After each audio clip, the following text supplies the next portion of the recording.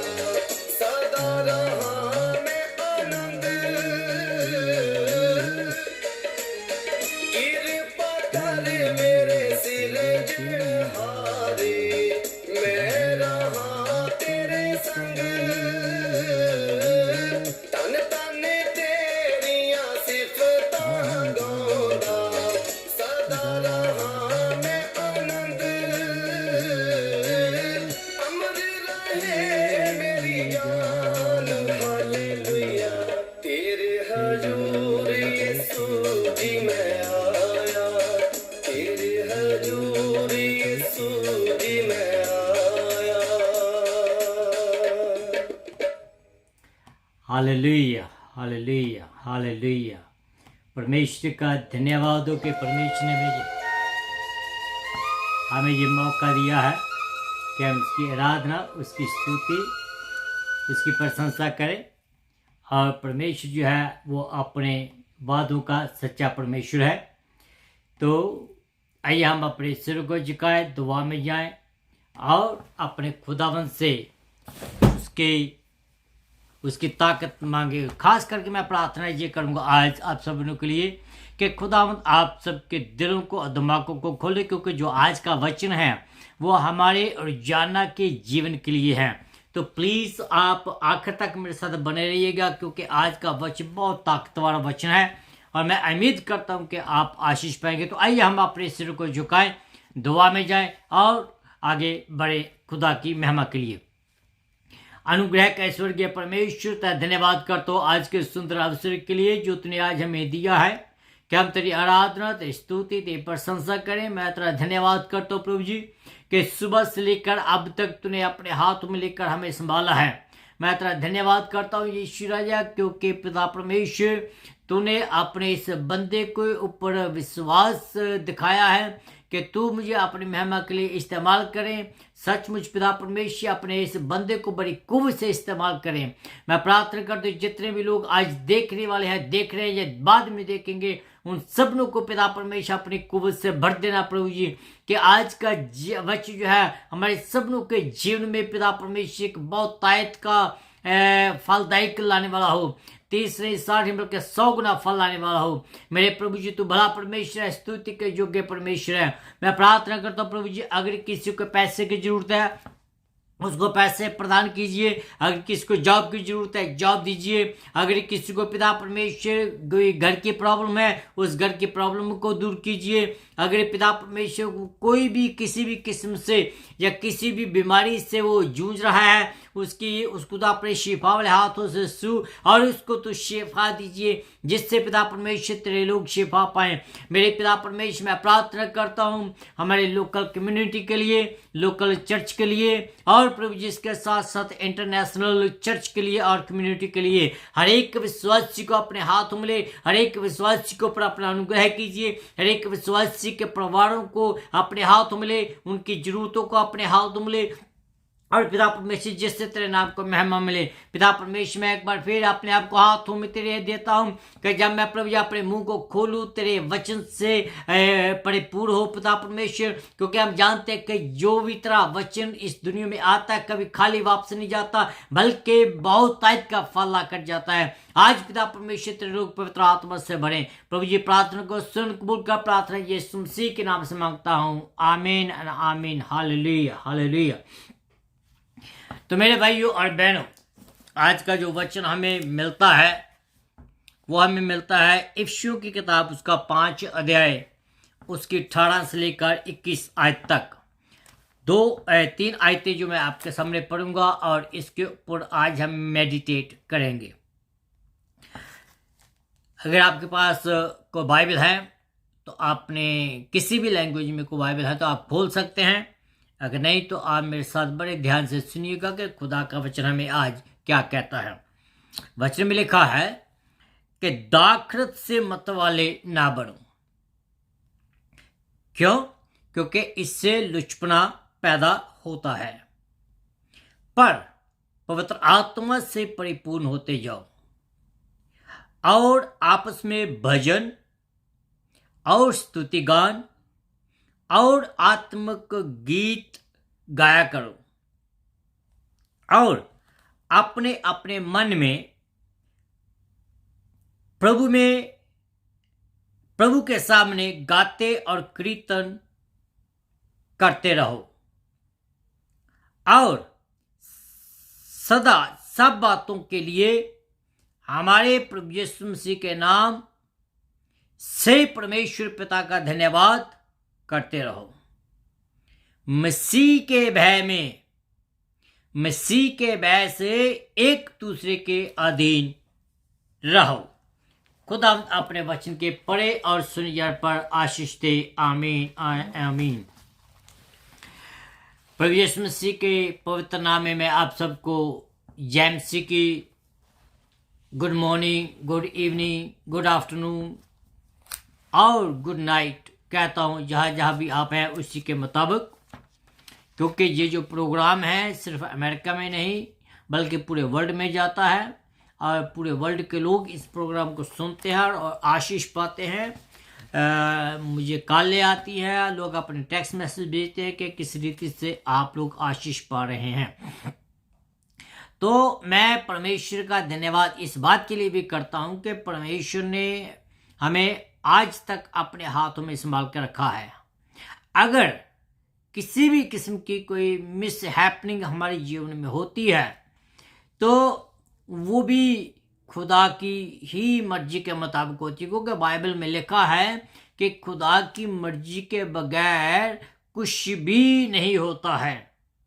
तो वो बातें शायद आज हम नहीं समझ पा रहे, लेकिन खुदा अपने टाइम के मुताबिक अपनी मर्जी के मुताबिक हमारे पर वो जरूर जाहिर करता है और करेगा भी, क्योंकि वचन में लिखा है कि उसकी जो योजनाएं हैं विश्वासी लोगों के लिए एक भलाई की योजना है। वो हमारे नुकसान की योजना नहीं बनाता है। परमेश्वर अपने पुत्रों को, अपने बेटे बेटी को बेहद प्यार करता है और वो अपने बेटे और बेटियों को इस कदर प्यार करता है कि हम किसी भी हालात में क्यों ना हो, खुदावंद हमें अपने गले लगाता है। तो इन बातों को हम अपने मद्देनजर रखते हुए आइए हम अपने वचन को और वचन की ओर बढ़ते चले जाएं। पर एक बात को मैं ये कहना चाहता हूँ, वचन में कहता है कि जो कुछ आपके पास है उसको थामे रखें। विश्वास जो विश्वास है उसको आप थामे रखें। तो वचन में जो हमने पढ़ा है अभी इफिसियों की किताब उसका 5 अध्याय उसके 18 से लेकर 21 आयत तक, इन 3 आयतों के ऊपर हम आज बातचीत करने वाले हैं। इसमें जो बातें हमें बताई गई है वो हमारे जो अंदर की बातें हैं या हमारे परिवार की बातें हैं या हमारी कलीसियों के अंदर की बातें हैं, उनको देखने की ज़्यादा ज़रूरत हमें है। जैसे कि हमारे अंदर, हमारे परिवारों या हमारी कलीसियों के अंदर देखें तो सबसे ज़्यादा हमें क्या ज़रूरत पड़ती है इस दुनिया में। What is the most important things? हमारे जीवन में कौन सी ऐसी चीज है जो कि हमें बहुत जरूरत है। कई लोग इसके बारे में कहेंगे घर की, कई लोग कहेंगे पैसे की, कई लोग कहेंगे अच्छे पास्टर की, कई लोग कहेंगे कि अच्छी चर्च बिल्डिंग की, और कई लोग कहेंगे कि हमें यूथ पास्टर चाहिए। हो सकता है कि कई लोग कहें कि हमें चर्च व्हीकल चाहिए। ये सब बातें अच्छी हैं, मैं ये नहीं कहता कि नहीं ऐसी होनी चाहिए, लेकिन अगर कोई मेरे से पूछे कि मेरे लिए सबसे अच्छी बात कौन सी है और मुझे कौन सी ज़्यादा ज़रूरत है, तो मैं जो ये बातें अभी मैंने आपको बताई है उनमें से एक भी बात मैं नहीं कहूँगा। तो मैं उस बात की और ज़्यादा ध्यान दूंगा जो संत पौलुस ने इन आयतों के बीच में एक मेडिसिन हमें बताई है। मैं उस मेडिसिन की और ज़्यादा ध्यान दूंगा कि वो जो मेडिसिन है उस मेडिसिन को हमने लेना है।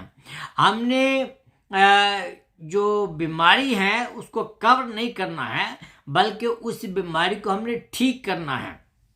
तो उस बीमारी को ठीक करने का एक ही तरीका है कि जो संत पौलुस ने रेमेडी बताई है, जो संत पौलुस ने दवा बताई है, हमें उस दवा को हमने इस्तेमाल करना है।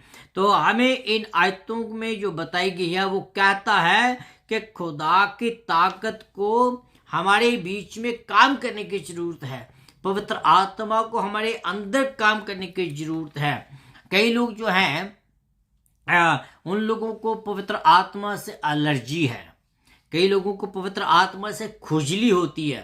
ओके, क्यों? क्योंकि वो लोग कहते हैं कि अगर पवित्र आत्मा हमारे जीवन में आता है वो हमारे से अलग अलग बातें करवाता है, वो अलग अलग भाषाएं बुलवाता है, या वो किसी न किसी तरीके से और बातें वो करवाता है।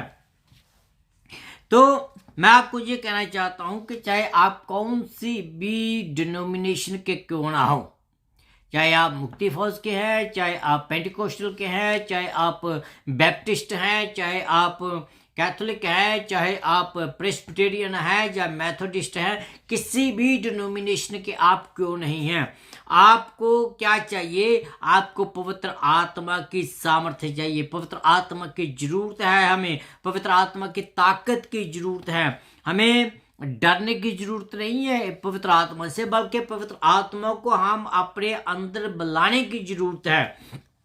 उसको हमें अपने अंदर स्वागत करने की जरूरत है पवित्र आत्मा को। पवित्र आत्मा जो है वो हमारे अंदर आना चाहता है। पौलुस जो है इफिसुस की कलीसिया को बताता है कि जो आत्मा से बड़ा हुआ आदमी है या जिंदगी है वो कैसी होती है। Excuse me. आत्मा से जो बड़ी जिंदगी है वो कैसी होती है, हम उनके बारे में आज एक्सक्यूज मी हम उसके बारे में आज बातचीत करेंगे। जो पवित्र आत्मा से बड़ा हुआ होता है, जो जीवन पवित्र आत्मा से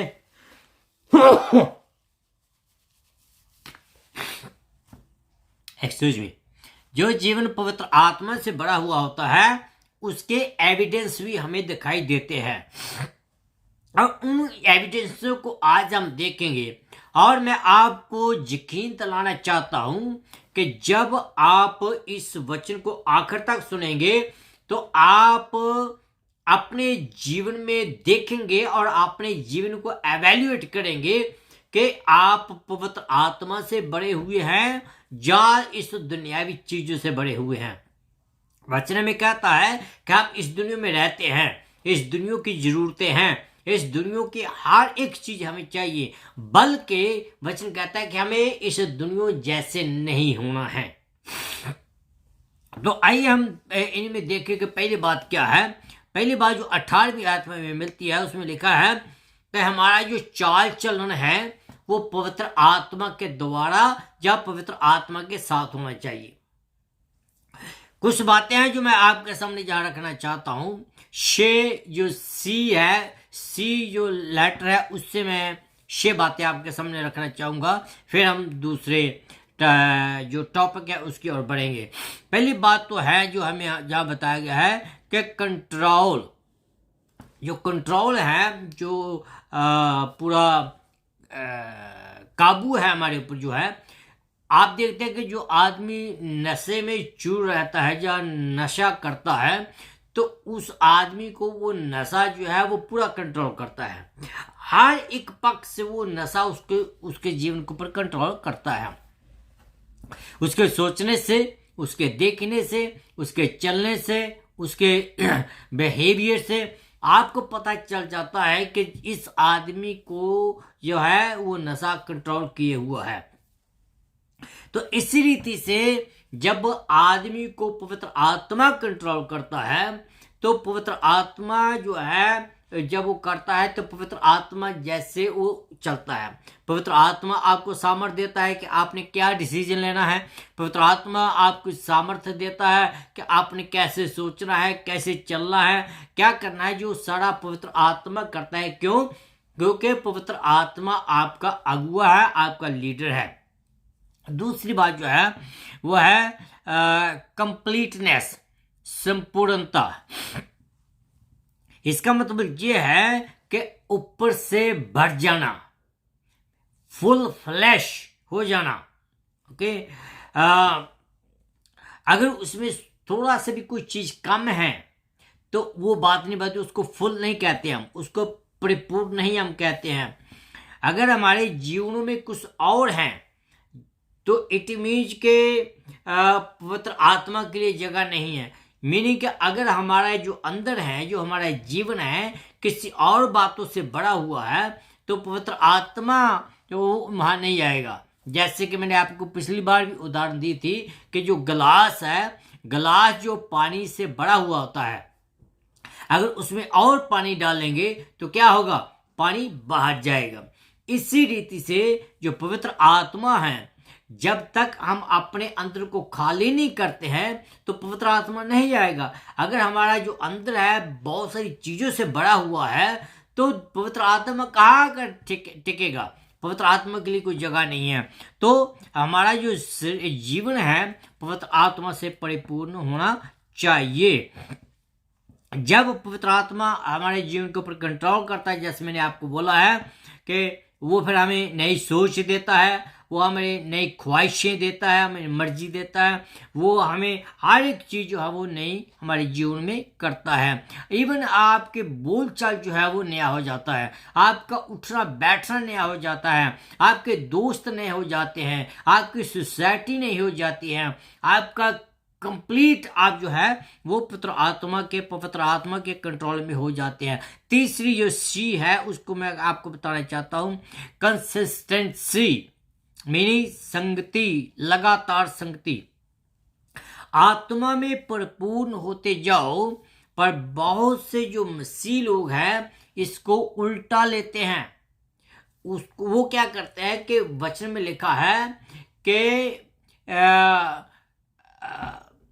मैं से मत वाले ना बनो, बल्कि पवित्र आत्मा से परिपूर्ण होते जाओ। लोग कहते हैं कि आत्मा से मत वाले ना बनो। मत वाले वो कहते हैं कि इसमें ये नहीं लिखा कि ना पियो, वो कहते हैं, लोग कहते हैं कि पियो लेकिन इसमें शराब भी ना हो। मेरे जीजों, जब आदमी पीता है या कुछ करता है तो पवित्र आत्मा के लिए कोई जगह ही नहीं बचती, जैसे मैंने पहले कहा है। तो इसलिए कहा कि शराब से मत वाले ना बनो, बल्कि पवित्र आत्मा से कंटिन्यूज की बात है। एक दिन की बात नहीं, 2 दिन की बात नहीं, लगातार की बात है कि हमें लगातार पवित्र आत्मा में परिपूर्ण होते जाना है। फिर लिखा है अनुपालन, ओके, मीनिंग के हमारे जो काम है वो हमारे लिए ऑलरेडी कर दिया गया है, हमने सिर्फ उसका पालन करना है। ठीक है, काम ऑलरेडी हमारे लिए हो गया है, पवित्र आत्मा वहां है हमारे लिए, लेकिन बात सामने क्या करना है कि उसको हम अपने जीवन में आने देना है और हमने अपने जीवन को क्लीन करना है। और जब हम अपने जीवन को क्लीन करते हैं तो हमें पवित्र आत्मा के लिए अपने आप को उपलब्ध करना है।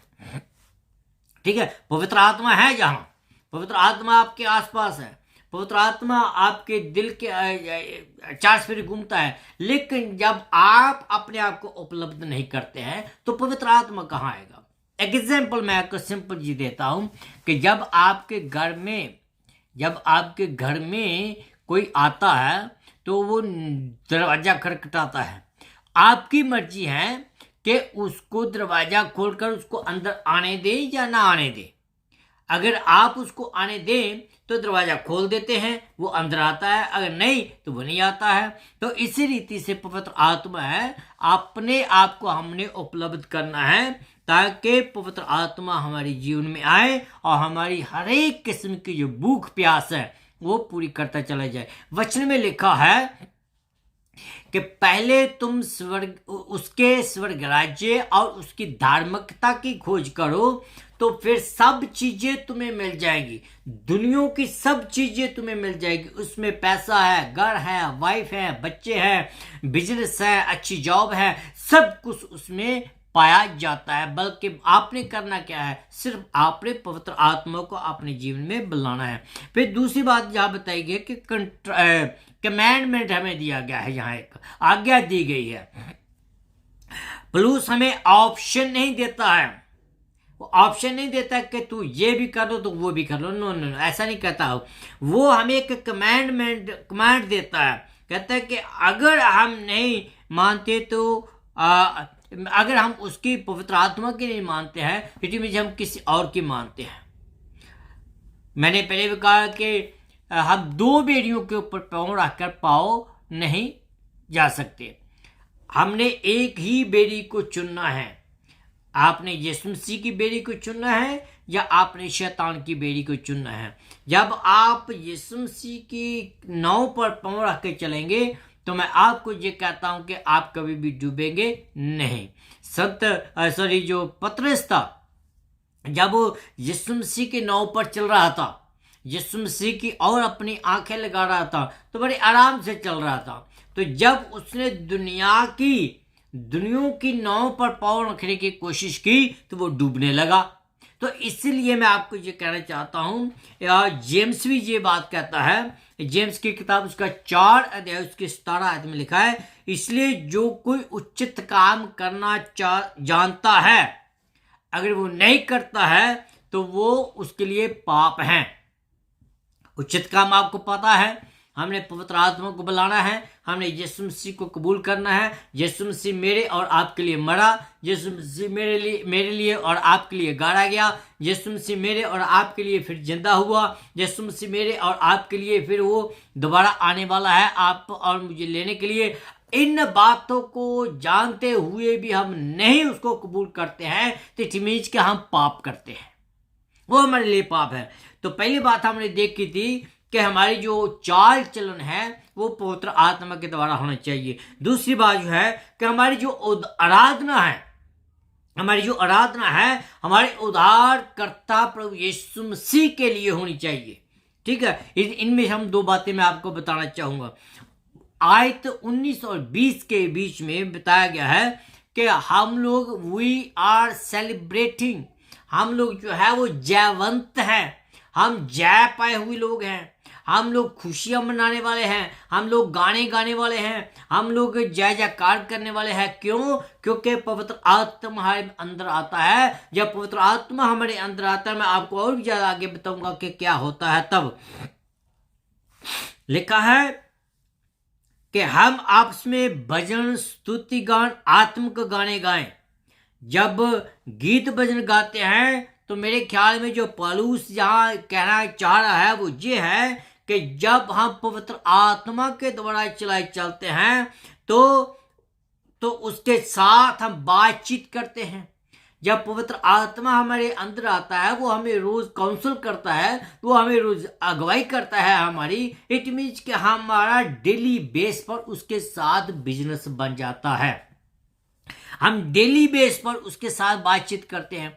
जब हम डेली बेस उसके साथ बातचीत नहीं करते हैं, हमारा नाता टूट जाता है। जब हम ऐसा करते हैं तो हम क्या करते हैं, हम पवित्र आत्मा से बढ़ते चले जाते हैं। जिस तरह एक गिटारिस्ट है, जब वो अपनी गिटार को बजाता है, जब तक वो अपनी गिटार को ट्यून अप नहीं करता है, जब अपनी गिटार को सही नहीं करता है, तो उसकी जो सुर है, जो उसकी जो धुन है वो अच्छी नहीं आएगी, है वो बरखलाफी जी होगी। इसी रीति से जो विश्वासी है, जब तक पवित्र आत्मा हमारे अंदर नहीं आता है, पवित्र आत्मा हमें ट्यून अप नहीं करता है, तो हमारा चाल चलन भी वैसे ही होगा, हमारे गीत भजन भी वैसे होंगे, हमारी जो आवाजें हैं वो भी ऐसी ही होंगी। जब ऐसा होता है तो पवित्र आत्मा हमारे दिल में आत्मा के फल पैदा करता है।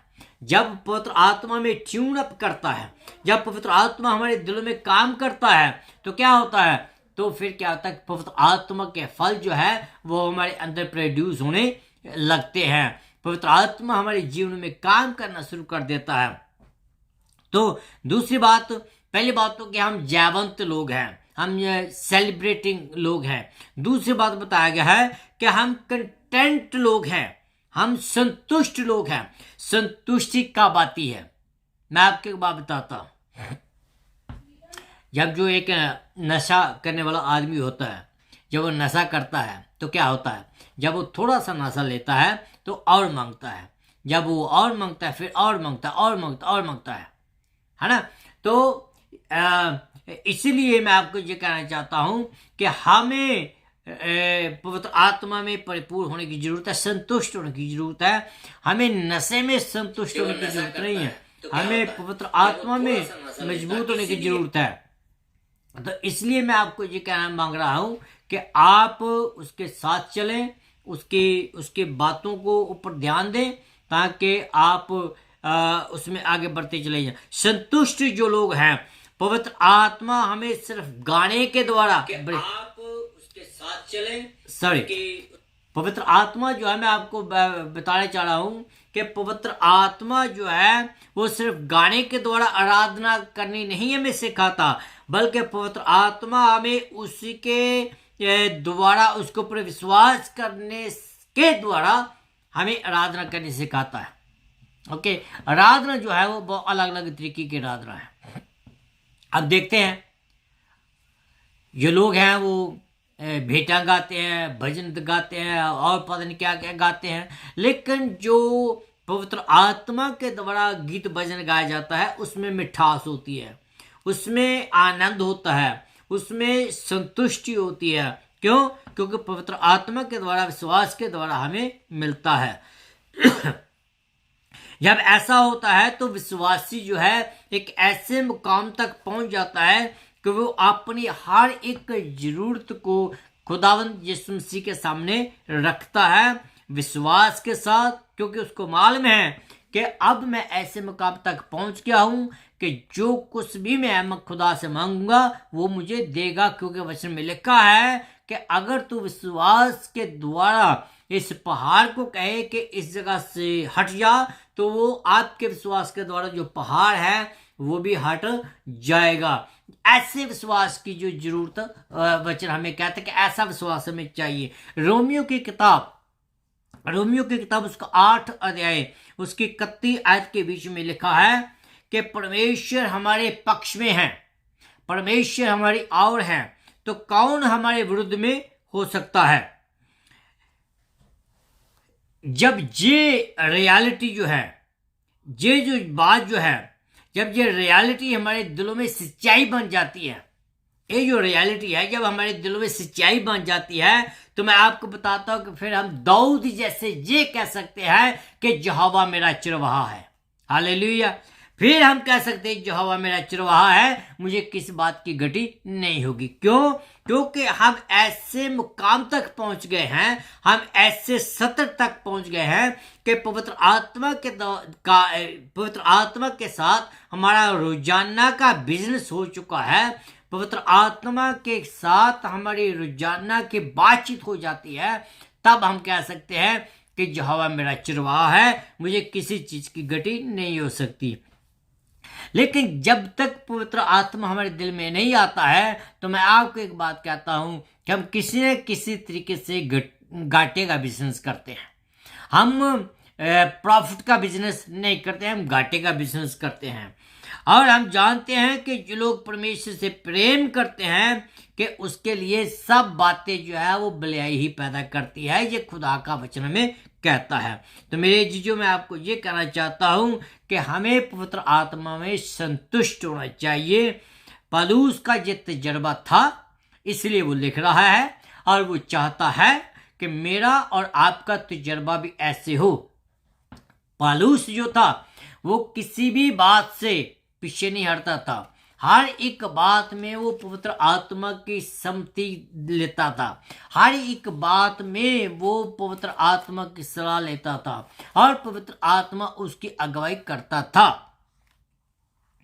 तो पहली बात हमने देखी थी कि हमारा जो चाल चलन है वो पवित्र आत्मा के द्वारा होना चाहिए।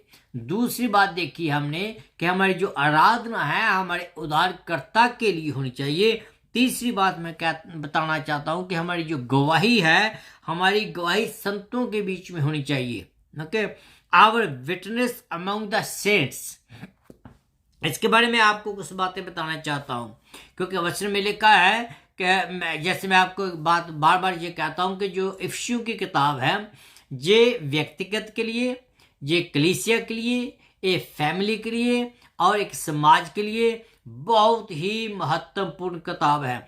इसको मैं जल्दी खत्म नहीं कर रहा हूं, इसलिए मैं इसके एक एक शब्द के ऊपर ध्यान दे रहा हूं, इसके एक एक आयत के ऊपर मैं ध्यान दे रहा हूं, ताकि आप लोग इससे कुछ भी मिस ना कर पाए।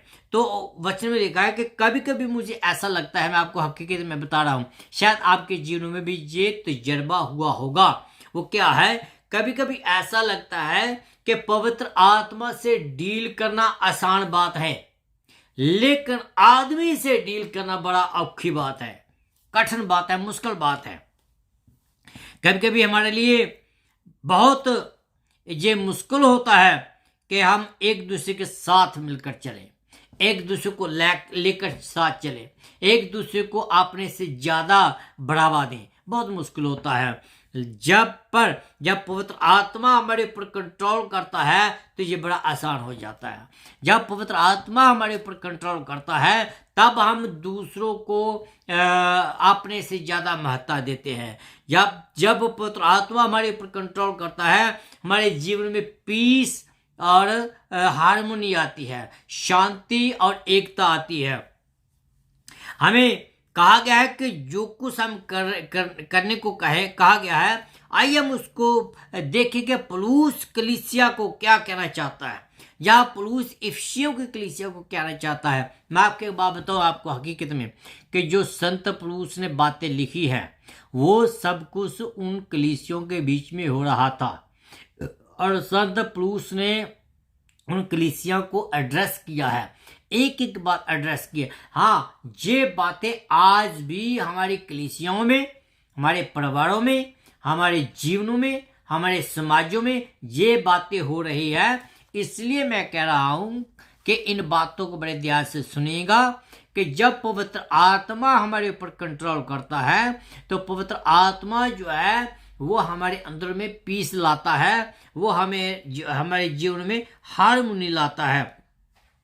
तो जब वो नहीं आता है तो हम दूसरों से ज्यादा ऊंचा अपने आप को बताते हैं, हम दूसरों से ज्यादा अपने आप को सुपीरियर बताते हैं, हम दूसरों से ज्यादा ढींग मारते हैं, हम अपने आप को ज्यादा प्यार करते, दूसरों को नहीं करते हैं। लेकिन जब पवित्र आत्मा आता है तो पवित्र आत्मा हमें ये सिखाता है कि भैया अपने आप से दूसरों को ज्यादा महत्ता दो, अपने आप से दूसरों को ज्यादा प्यार करो, अपने आप से दूसरों को ज्यादा ऊंचा उठाओ, अपने आप को कम करो और दूसरों को अच्छी नजरों से देखो।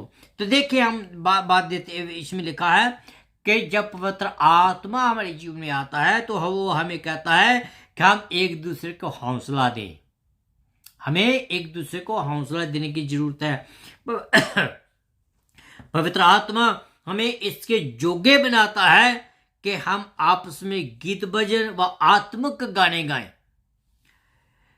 ये जो जबूरों से संबंधित बात है, जबूरों के बीच में हम देखते हैं कि पवित्र आत्मा का कितना काम था।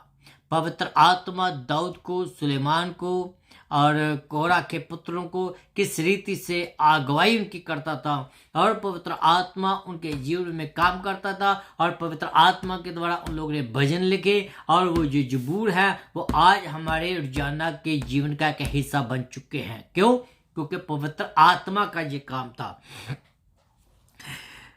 तो ये बात ये है कि जब पवित्र आत्मा के द्वारा हम चलते हैं, हम अपने भाइयों की सेवा करते हैं, हम अपने भाइयों की, बहनों की, माताओं की, पिताओं की सेवा करते हैं। जब पवित्र आत्मा हमारे जीवन में नहीं आता है तो हम अपने आप के बारे में ज़्यादा सोचते हैं। जैसे आज मैं सुन रहा था एक रेडियो के ऊपर कि जो पॉलिटिशियन हैं, जो राजनीतिक लोग हैं, वो सुबह उठकर ये सोचते हैं कि आज $1 में अपने जेब में कैसे पाऊं। मेरी तो अपने बारे में ज्यादा सोचते हैं, पब्लिक के बारे में नहीं, वो नहीं सोचते हैं। इसी रीति से दुनियावी आदमी है वो ज्यादा अपने बारे में सोचता है। लेकिन जो पवित्र आत्मा हमारे जीवन में आता है तो हम अपने आप से कम बल्कि दूसरों के बारे में ज्यादा सोचते हैं। हम उसको इनकरेज करते हैं, हम उसको अपलिफ्ट करते हैं, हम उसको साथ लेकर चलते हैं, हम उसको अपने आसपास रखते हैं, उसको हम अकेला नहीं छोड़ देते हैं। जैसे कि पवित्र आत्मा जो है उसने बरनबास के जीवन में कैसे काम किया। बरनबास जो है वो उसने बहुत कलीसिया के बीच में बहुत सारा काम किया। जब वो एंटियोक में गया तो उसने भाइयों को इनकरेज किया, बहुत इनकरेज किया। जो बरनबास था उसका जो असली नाम है, वो असली नाम उसका बरनबास नहीं था, उसका असली नाम जो था वो जोसेफ था। लेकिन चेलों ने उसका नाम जो है बरनबास दिया। क्यों? क्योंकि वो उसका मीनिंग क्या है? Sons of encouragement. वो हर एक को इनकरेज करता था, हर एक को साथ लेकर चलता था। देखिए आज उसका जो नाम है बाइबल के बीच में पढ़ा जाता है, बाइबल के बीच में उसका नाम आता है। तो मेरे भाइयों, अगर आज हम आत्मा को अपने जीवन में मौका देते हैं, पवित्र आत्मा को हम बुलाते हैं, तो आपको वो अपनी सेवकाई के लिए इस्तेमाल करता है। ये गारंटी से मैं कहता हूँ कि जब अपने आप को, अपने दिलों को पवित्र आत्मा के लिए खोलते हैं, खुदा के लिए खोलते हैं, तो पवित्र आत्मा जो है वो आपको अपनी महिमा के लिए इस्तेमाल करता है। दूसरी बात जो है, हम एक दूसरे को उपदेश देते हैं, एक दूसरे को उपदेश देते हैं। दिल का गीत है ये, जब हम आराधना में एक साथ मिलकर उसकी आराधना करते हैं, उसकी उपासना करते हैं, उसकी संगति करते हैं, तो जो सलीब पर मरा हुआ है और हमारे पापों के लिए मरा और जिसने हमें छुड़ा लिया, और उसके लिए हम दिल से आराधना करते हैं। हम आराधना के द्वारा, गीतों के द्वारा दूसरों को संदेश देते हैं। इसलिए मैं कहता हूँ कि जब हम गीत लिखते हैं, मैं भी गीत लिखता हूँ, काफ़ी गीत लिखता हूँ खुदा के फजल से। जब हम गीत लिखते हैं तो पहली बात तो मैं इस बात को ध्यान में रखता हूँ कि इसमें खुदा का वचन है या नहीं। तुक से तुक मिलाना तो कोई भी बात कर लेता है, लेकिन उसमें खुदा का वचन होना चाहिए। दूसरी बात मैं ये देखता हूँ कि इस गीत के द्वारा जो कलीसिया है उसको क्या शिक्षा मिलेगी, या उसके लिए क्या इसमें वचन है, क्या उसमें कोई उपदेश है। जो पवित्र आत्मा जब आपके दिल में आता है तो वो आपके दिल से गीत लिखवाता है, गीतों के द्वारा उपदेश देता है, वचन के द्वारा वो उपदेश दूसरों को देता है। द होल पॉइंट मैं आपको ये बताना चाहता हूँ कि जब हम आराधना करते हैं तो वो हमारे दिल की दशा को दर्शाता है, हमारे दिल की हालात को वो दर्शाता है कि हमारे दिल में क्या चल रहा है। अगर आपके दिल में पवित्र आत्मा है तो आप मिठास की बात करेंगे, अगर आपके दिल में पवित्र आत्मा है तो आप मेल मिलाप की बात करेंगे, अगर आपके दिल में पवित्र आत्मा है तो आप संतुष्टि की बात करेंगे, अगर आपके दिल में पवित्र आत्मा है तो आप दूसरों को पहल देंगे, ना कि अपने बारे में ज़्यादा सोचेंगे, दूसरों के बारे में आप ज़्यादा सोचेंगे। ये फल जो हैं वो तब आते हैं जब पवित्र आत्मा हमारे दिलों में आता है। जब हम अपने अंदरले मनुष्य को, हमारे अंदर का जो मनुष्य है, जब हम उसको जागृत करते हैं कि उठ और आराधना कर, तो वो क्या है कि हमारे अंदर का जो मनुष्य जब जागता है तो बाहर का जो मनुष्य है, जो हमारा शरीर है, वो आराधना में बदल जाता है। जब तक हमारा अंदर का जो मनुष्य शो रखा है, जब हमारे अंदर का मनुष्य आराम से बैठा हुआ है, तो बाहरी जो मनुष्य है वो फिर क्या है, शरीर के द्वारा चलता है। तो शरीर के द्वारा जब चलता है, वचन में लिखा है कि शरीर के द्वारा जो चलता है उसमें लुचपना, गाली गलोच, गंदी बातें और ये सब बातें जो है वो शरीर के द्वारा आती है। तो इसलिए हमें शर्माने की जरूरत नहीं है। जब भी हमें टाइम मिले हम पब्लिकली आराधना करनी शुरू करें, जब भी हमें टाइम मिले हम उसकी स्तुति करनी शुरू कर दें। आपको नहीं पता कि आपकी उस आराधना के द्वारा, आपकी उस एनकरेजमेंट के द्वारा उस पब्लिक में कौन सा आदमी है जिसको खुदा ने चुन लेना है। आपके एक शब्द के द्वारा मालूम नहीं कि खुदा ने किसको अपनी महिमा के लिए इस्तेमाल करना है। तो इसलिए हमें दूसरों को उपदेश देना है, और वो तब होगा जब पवित्र आत्मा हमारे दिलों में आएगा। तीसरी बात इसमें जो मैं बताना चाहता हूँ आपको कि we need to exalt one another, हमें एक दूसरे को बढ़ावा देना है, उत्साहित करना है। 21 आयत के बीच में लिखा है कि मसीह के बैय में एक दूसरे के अधीन रहो, एक दूसरे के अधीन रहो मसीह के बैय में। इसका मीनिंग ये नहीं है कि जो कलीसिया के एल्डर हैं हम उसके अधीन रहें। इसका मीनिंग ये भी नहीं है कि जो खुदा, जो पादरी है उसके अधीन रहें। इसका मतलब ये भी नहीं है कि जो चेयरमैन है उसके भी अधीन रहें। लेकिन इसका मतलब ये है कि हमें अपने आप को नीवा करना है और दूसरों को ऊपर करना है। कई लोग जो इस बात को गलत सोचते हैं कि जो बेचारा आदमी अधीन रहता है, जो पवित्र आत्मा के द्वारा चलता है, तो वो सोचते हैं कि उनके एहसानों के द्वारा दबा हुआ है, इसलिए वो बात नहीं करता है, इसलिए को उनसे मुंह चढ़कर बात नहीं करता है। लेकिन वो नहीं जानते हैं कि वो पवित्र आत्मा के द्वारा चलाया चलता है। तो हमें दूसरों को बढ़ावा देना है। हम किसी अलग जमाने में अब रह रहे हैं। जब पवित्र आत्मा, जब पौलुस लेकर रहा था, उसका जमाना अलग था, हमारा जमाना जो है अलग है। हम हर कोई अपने बारे में ज़्यादा सोचता है, हमें कैसे फ़ायदा मिलता है, हम अपने फ़ायदे के बारे में ज़्यादा सोचते हैं। हमें जैसा भी हम सोचते हैं हम वैसा ही चलते हैं, जैसा हम सोचते हैं वैसा ही हम करते हैं। क्यों? क्योंकि पवित्र आत्मा का कंट्रोल नहीं है, हमारे ऊपर किसी और का कंट्रोल होता है। जब पवित्र आत्मा का कंट्रोल होता है तो हम अपनी मर्जी नहीं करते हैं, हम वैसे चलते हैं जैसे हमारे अंदर जो बैठा था वो चलाता है। तो हमें अपने फायदे को भूलकर चर्च की भलाई के लिए आगे बढ़ना है, चर्च की भलाई के लिए आगे सोचना है कि चर्च कैसे बढ़ेगी, कलीसिया कैसे बढ़ेगी, हमारे परिवार के मेंबर कैसे मसीह में बढ़ेंगे। इन सब बातों को हमने सोचना है। मैं आपको ये नहीं कह रहा हूँ कि आप अपने विश्वास के साथ कॉम्प्रोमाइज़ करें, लेकिन अगर कोई वचन के मुताबिक नहीं चलता है, जब वचन के बरखिलाफ चलता है, तो उसको लाइन पर लाना भी आपका काम है। वो तब हम ला सकते हैं जब तक हम खुद वचन में मजबूत नहीं हैं, तब दूसरों को नहीं समझा सकते हैं। मैं उम्मीद करता हूं कि आप लोगों ने इन वचनों के द्वारा आशीष पाई होगी, इन वचनों को सोचा होगा, समझा होगा।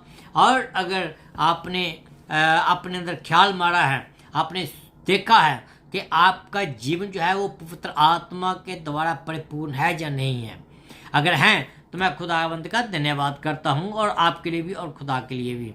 अगर आप सोचते हैं कि जो मैंने आज बताया है वो आपके जीवन में नहीं है, तो घबराने की कोई बात नहीं है, अभी भी समय है, अभी भी आप अपने जीवन में पवित्र आत्मा को बुला सकते हैं। पवित्र आत्मा आपके साथ संगति करेगा। अगर आपको नहीं मालूम है कि कैसे करना है, कैसे होगा ये, आप अपने लोकल पादरी से बात करें। अगर लोकल पादरी अवेलेबल नहीं है तो मेरा नंबर जो है 2149141206 आप लगा सकते हैं, आप मुझे कॉल कर सकते हैं। मैं भी आपके साथ बातचीत करने को तैयार हूँ और आपको वचन में आगे बढ़ने की जो सलाह वो दूंगा वचन के मुताबिक, अपने आप नहीं। खुदावंद आप सबको बरकत दे। कल फिर इसी टाइम 8 बजे हम खुदा के वचन को लेकर आपके पास आएंगे। Till then, God be with you, God bless you, and see you tomorrow evening. Let's pray. Father in heaven, I thank you for this wonderful time which you have given to us to come to you to glorify you. Lord, once again, I thank you for all my listeners, those that are listening right now. And I especially thank you, Lord, Brother Todd, and to whom you have given blessing. Lord, I pray for these twins and mother and the dad. Please be with them. Give them your strength, power, knowledge, and wisdom. And let them know that you are the awesome God. And they will grow in you. And they will be filled with the Holy Spirit. प्रभु जी, मैं उन लोगों के लिए प्रार्थना करता हूँ जो प्रभु जी आज तक तुझे अपने जीवन में तुझे नहीं बुला पाए। प्रभु जी उनके अंदर उनके साथ बातचीत करें ताकि वो तेरे साथ तेरी आराधना, तेरी स्तुति, तेरी प्रशंसा करने के योग्य ठहरे। जिन लोगों ने इन वचनों को सुना है उनके वचनों में प्रभु जी ये वचन उनके दिलों में काम करे, 30 नहीं 60 नहीं बल्कि 100 गुना फल लाए, जिससे तेरे नाम को महिमा मिले। तू भला परमेश्वर है, स्तुति के योग्य परमेश्वर है। प्रार्थना को सुना इसलिए धन्यवाद करता हूँ, यीशु मसीह के नाम से मांगता हूँ, आमीन एंड आमीन। आप सबको एक बार फिर परमेश्वर के नाम से मैं आपका धन्यवाद करता हूँ। कल फिर हम इसी समय 8 बजे आपसे हमारी मुलाकात होगी। तब तक के लिए खुदा हाफिज, good night. Good afternoon, good evening, good morning. कल प्लीज़ इसी समय आप हमें हमारे साथ बनिएगा। लेट ना होइएगा, क्योंकि लगता है बहुत सारे आप जो है लेट हो जाते हैं तो फिर आपको पूरा वचन सुनने को नहीं मिलता है। Please be on time. Thank you, God bless you, see you tomorrow.